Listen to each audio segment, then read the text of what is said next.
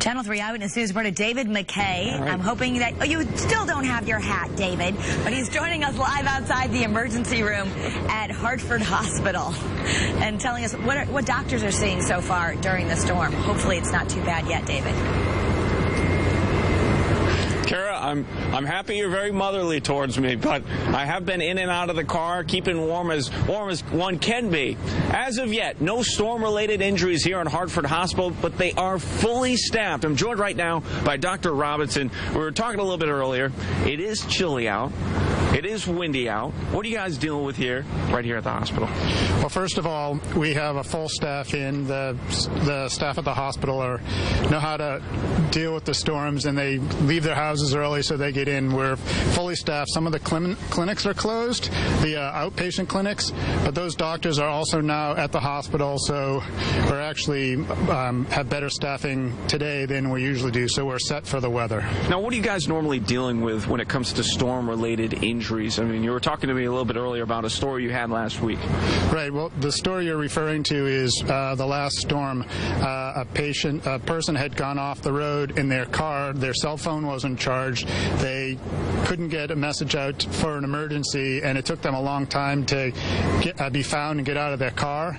And by the time they got to the hospital, they were really cold. So what we recommend is make sure if you're going to venture out in weather like this, your cell phone is fully charged, you have a shovel in the car, and you have something to keep warm like a blanket or a sleeping bag. Just being prepared. That's right.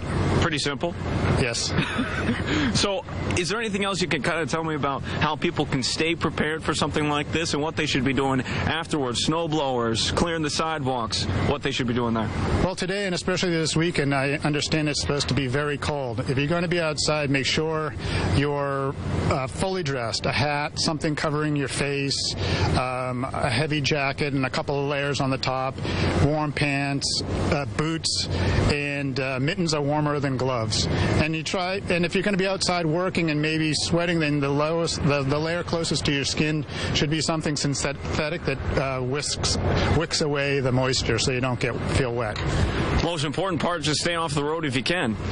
That's right. And remember, when the temperatures get to be around 0, then the chance of frostbite increases, and you can develop frostbite in 20 to 30 minutes. So if you have to be outside working, then really try to limit the time you're outside, and just be aware, like if you have to take your gloves off, don't have them off for very long, because cold-related injuries can develop very quickly when it's that cold.